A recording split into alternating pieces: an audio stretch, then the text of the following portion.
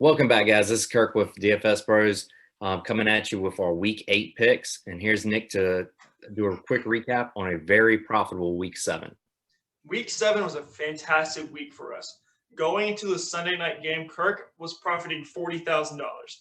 But then Russell Wilson, Kyler Murray, Tyler Lockett, DeAndre Hopkins, Christian Kirk all happened. And he ended up only profiting a few thousand. I say only as in it's not like a big profit, but he did profit a lot last week. I won almost $200 last week. It was a good Week 7 for us. We look to keep that rolling into Week 8 with our picks. But for a recap for our picks last week, we had Justin Herbert and Kyler Murray for our quarterbacks. They ended up finishing 1 and 2 at the position. We had Alvin Kamara, Kareem Hunt, which ended up finishing at 3 and 9 on the position. And I will say 7 running backs finished between 19 and 22 points, which I feel like is a lot less than normal. Usually I feel like we have a lot more running backs in the higher 20s, but we only had 2 running backs get over 30 and no one else over 25. So it was just a weird week for running backs. You could have plugged in any of the 6 chalk running backs and would have gotten 20 points. So I feel confident with our picks. DeAndre Hopkins and Kenny Golladay. Hopkins was Hopkins was wide receiver 6 on the slate, and I believe only caught 2 passes in the second half. So he got 20 of his 28 points in the first half. Kenny Golladay was wide receiver 15 on the slate. He got 3x. But I feel like his performance was a little bit overshadowed by how well Tyler Lockett and Devontae Adams did last week, as they both got 56 and 47 points. If you had paid $100 less, you could have gone from Kenny Golladay to Tyler Lockett and finished 4th in the Millie Maker. Yeah. Sorry, I just had to rub that into Kirk real quick. Tight ends, we sucked at tight ends last week. Kirk pivoted from his pick of Hunter Henry last second to Harrison Bryant for the Cleveland Browns, and that was a very good pivot play on him. Hunter Henry, in theory, was a fantastic play. He just got hurt. Greg Olsen, like I said, GPP play only. The other 2 tight ends on Seattle just ate a little bit too much for him to be able to get anything done on the team. Our defenses both finished top 15 at the positions. Jets 2.5x. Tampa Bay also 2.5x. Another defense I mentioned in our video was Washington football team. They had 17 points on the defense. I had them in almost every lineup because I was not able to fit Tampa in. So yeah, week 7, I'd say 8 out of our 10 picks did well aside from our tight ends.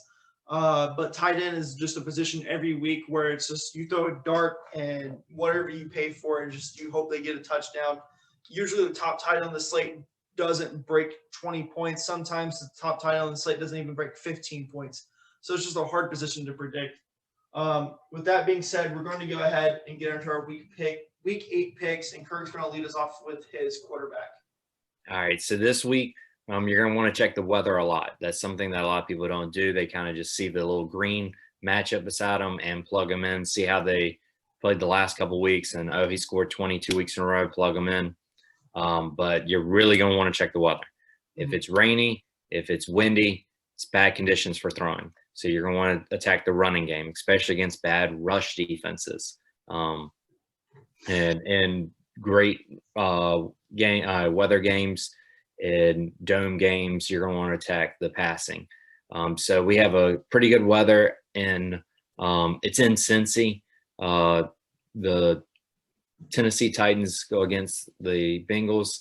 So I like Joe Burrow a lot, 6,200. He's at home. There's no Mixon. We just got confirmation that he's pretty much doubtful. Out. Oh, he's out. Yeah, he's out. So you're locking in 40-plus attempts from a guy right now who's just leading the league in yards. It's insane how his attempts are. He's getting the 300-yard bonus every single week. We just saw him drop 40. I don't have to worry about running back scoring 2 touchdowns in this huge game total for Cincinnati because I don't see Gio doing that. He actually helps out Burrow a lot in the passing game. So we're looking at A.J. Green, who's now playing a slot role, pretty much unguardable in the slot. Boyd, who has a great connection with Burrow. T. Higgins, electric on the outside. And Gio, very crafty. small scat back, running back. He has tons of weapons, an awful defense, which is great for quarterbacks in fantasy, and a quarterback who's not afraid to sling it. If he makes a mistake, oh well, he just turns around the next drive and capitalizes. They should be playing from behind. It's a 52.5 game total. I think it's going to get bet up by Vegas. He needs 18 to 3x. So far this year, besides Baltimore, he scored 17 in every single game. The man is averaging about 23, 24 DraftKings point. Like I said, Mixon's out. It's a no-brainer. Give me the fifth Burrow with 50-plus passing attempts, 300, 400 yards. I'll take it, 6,200. Yeah, he's still building off that momentum that he ended his senior season of college with that electrifying season he had last year. He's really just building that momentum. I think he has a huge possibility of breaking the rookie passing yard record. He's on pace to just smash it, and I fully believe he can. I love Joe Burrow. He will be in a lot of my lineups. Ryan Tannehill is my quarterback for this week. Cincinnati's defense is a terrible defense that let Phil Rivers put up 28.7 fantasy points against them.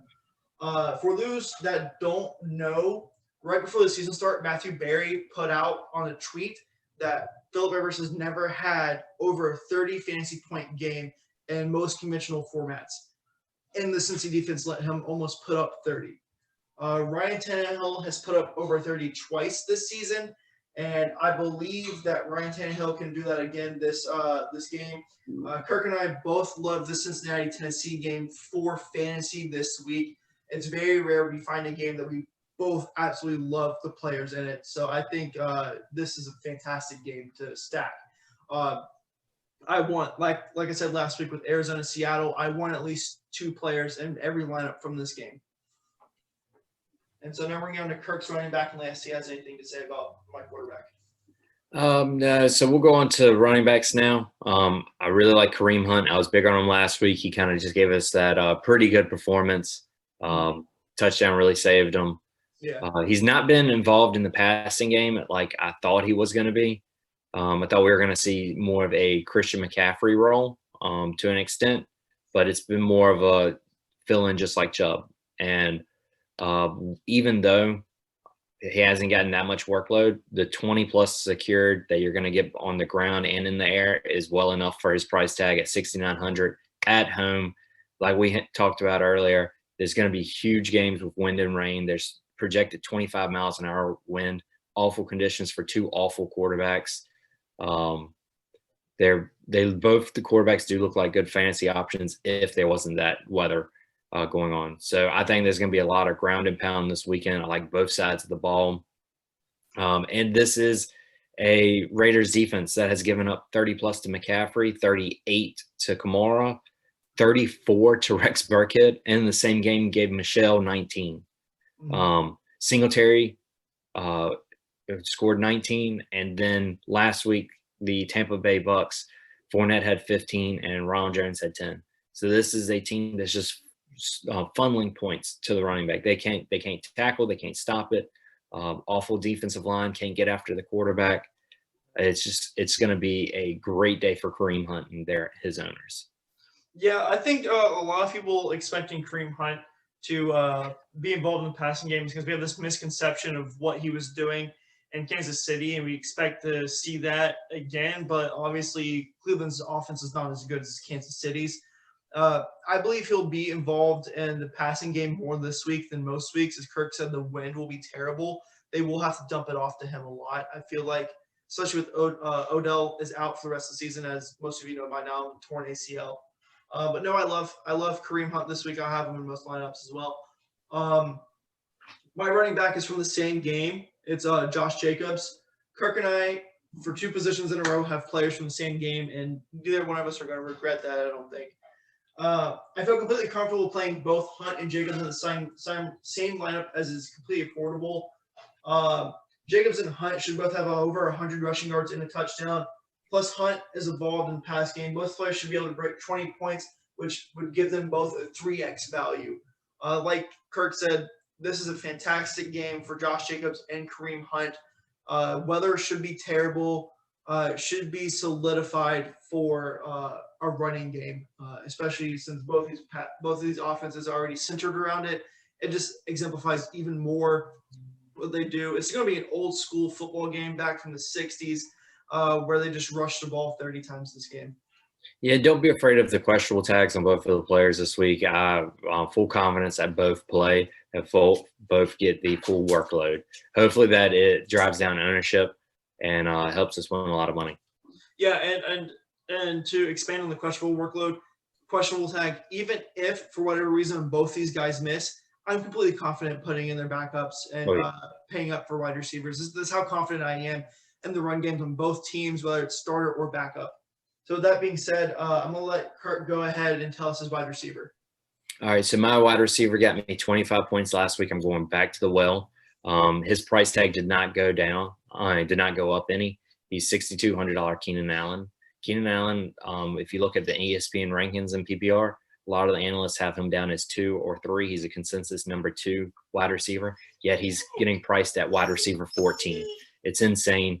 The connection him and Herbert have together is great. He's scoring. He's getting looks in the red zone. He's getting 10-plus target every single game that Herbert has played, except for the one where he got hurt. So you're looking at a guy with 10 catches, 100 yards, going to get that DraftKings bonus, could score. Team has a team total of 24 points. It's just a lot to like. We're getting Julio Jones workload at an inexpensive price tag. Mm-hmm. Yeah, I like Keenan Allen this week. I love this Chargers offense. It's gonna be a good game. For my wide receiver, as you all know by now, I love to stack my quarterback with my wide receiver. So if I give you a quarterback, you can go ahead and guess my wide receiver or tight end will be a part of the same passing game. So with that being said, A.J. Brown, he has been on a tear since coming back from his injury and since the Titans have been allowed to play again. Last week he had over 30 DraftKings points, and I feel like not many people were talking about it because of what Tyler Lockett and Devontae Adams did. He had over 150 yards, a touchdown, I think 8 receptions maybe. Give me A.J. Brown. I feel like he's still underpriced his current workload. He's only 6,900, and to reach 3x, he would only need 20.7 fantasy points, and I think he'll be able to 100% reach that this game, as this Cincinnati's defense is terrible. He's one of the players that can take a slant to the house. He's a huge red zone target for the Titans. I just think this is a perfect smash game for A.J. Brown to go 2 weeks in a row. It would be his 4th week in a row scoring over 20, but I think 2 weeks in a row scoring over 30. So, Kirk, unless you have anything to say about A.J. Brown, go ahead and tell me about your tight end. He's a complete beast, a monster. He's a man amongst boys. Cincinnati can't tackle. That's one thing we talk about all the time, whether it's running back, the quarterback, or the wide receiver. They can't get anyone down. The only thing I'm worried about is how many touchdowns Derrick Henry will have. I love the stack. I love A.J. Brown this week. And with the amount of workload he's getting, last year only getting 5 or 6 targets a game and was still a top 10 receiver. This year he's looking at 8 to 10 a game, which is insane. And for 6,900, he's still underpriced. He needs to be 75. Yeah, I agree. 100%. All right, so now we're going to go on to the tight end position. Last 2 weeks I've pivoted, been great pivots off of the tight end I really like to a much cheaper option. 2 weeks ago it was Trey Burton against Cincinnati, and last week it was Harrison Bryant versus Cincinnati. So I'm going to go with the same theme. We're going to go Jonnu Smith versus Cincinnati. This is the tight end that we were seeing around 5,500 price tag on DK. Mm-hmm. He has incredible size, speed, connection with the quarterback. He checks pretty much all the boxes. A team total of 30 plus, a game total of 55. It's just going to be a great matchup for him against the worst team guarding tight ends. So Burton scored 20 plus. Harrison Bryant scored 20 plus. The actual starters of the game, Doyle scored 10 plus. And Njoku scored 10 plus. We're looking at a team that gives up 30 or more. Nick did mention that the backup tight end was the one who did most of the damage on both of the games, but I'm now thinking that the backup tight ends for both those teams are actually the starters. So the Colts really look to see how to use Trey Burton. There was a lot of trust with Harrison Bryant last week. And Jonas Smith, 4,100. I really could see 16, 17 points pretty easy. Mm. I'm just, like I said, I'm worried about Derrick Henry and how much touchdown volume he can steal. But going up against these linebackers, these safeties, the middle of the field is completely open all the time. Jonas Smith, 4,100. He needs to be 5,000. I'm probably going to lock him in, maybe have a little bit of shares of Harrison Bryant, just see if I can get a little bit of that left over. See if there's any magic still. But yeah, Jonas Smith, insane. I don't think it's a 2 tight end week. I still want to stack as many running backs as I can that get tons of volume. But yeah, give me a lot of Jonas Smith. Yeah, I'd say go ahead and lock in Jonas Smith, in my opinion as well. He's a good tight end. He should be, like Kirk said, way higher than this. He's paid off his DK salary almost every single week he's played him except last week. But with that said, tight end is hard for me. Yeah, Nick's been struggling on tight ends lately. I don't know why. Even the week I picked George Kittle, he busted. I'm feeling down about my tight end picks lately. So I'm not picking a tight end this week. I'm just gonna say no. I'm just gonna say no tight end for me this week. I'm just gonna pay down, pick a tight end, a high total game, hope for the best, like what I did last week. I will have a lot of Jonas Smith for sure, but I don't feel confident in giving a tight end pick as Jonas Smith is the really only tight end I like this week. Yeah, Harrison Bryant, there's going to be a lot of wins, so you got to be worried about that. He does get red zone looks. They do utilize the tight end a lot. He's only 3,200 after dropping like 22 points last week. I might be a little biased because he won me a lot of money, but just keeping updates on that game and just watching a little bit of the game, there is trust with the quarterback. Right. Baker's still young. He likes to go to tight ends. And like we said, there's no Chubb, there's no OBJ, there's no Hooper. Somebody's got to get the ball.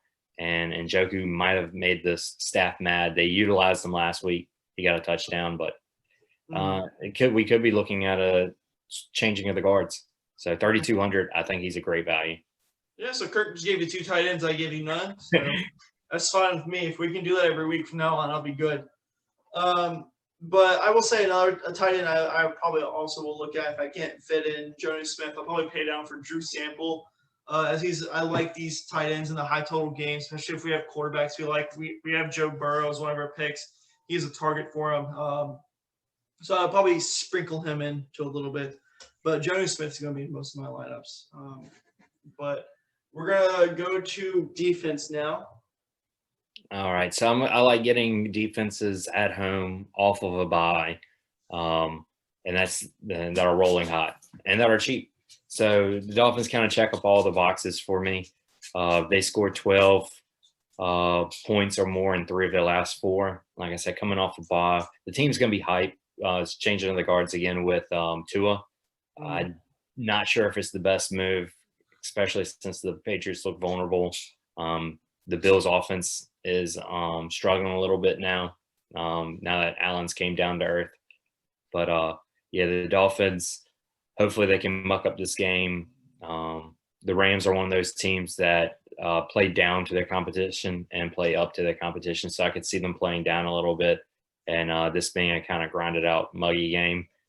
And at 2,400, that defense is going to let me get a lot of these top end plays that I want from this high total and allow me to get my 3 stud running backs.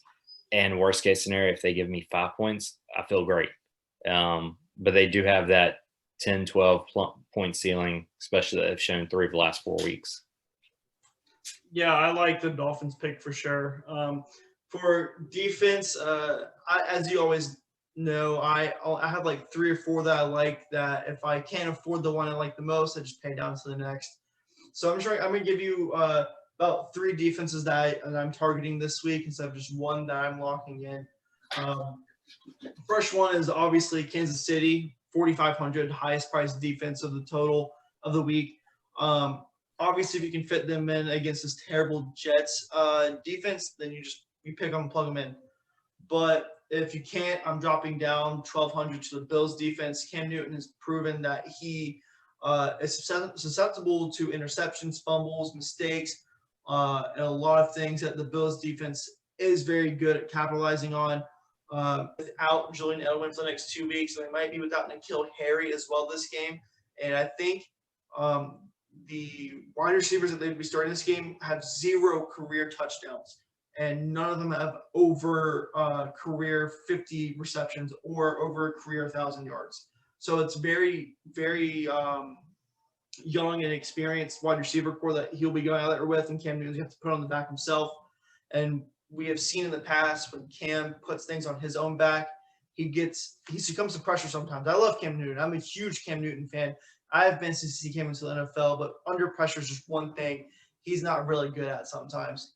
If I can't afford the Bills, I'm dropping down to Green Bay.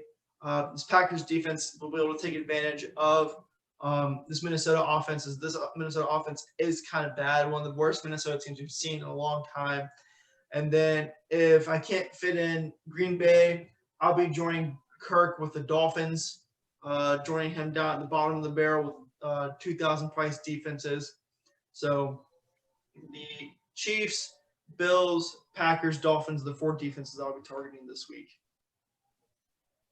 All right. I'm really feeling confident about this week. I'm thinking it's going to be more of a cash game than a tournament. But if I do get some game stacks, watch the weather. Any other advice, Nick? No, just find a process you like and stick to it. That's what I've been doing this year. This year I've been almost every single lineup I have. It's quarterback, 2 players from the same team, running back with 1 person, and just have over half my lineup dedicated to 1 game. And this past Sunday, it worked out for me. Like I said, profited almost $200 this past weekend in fantasy. Kirk profited a few thousand.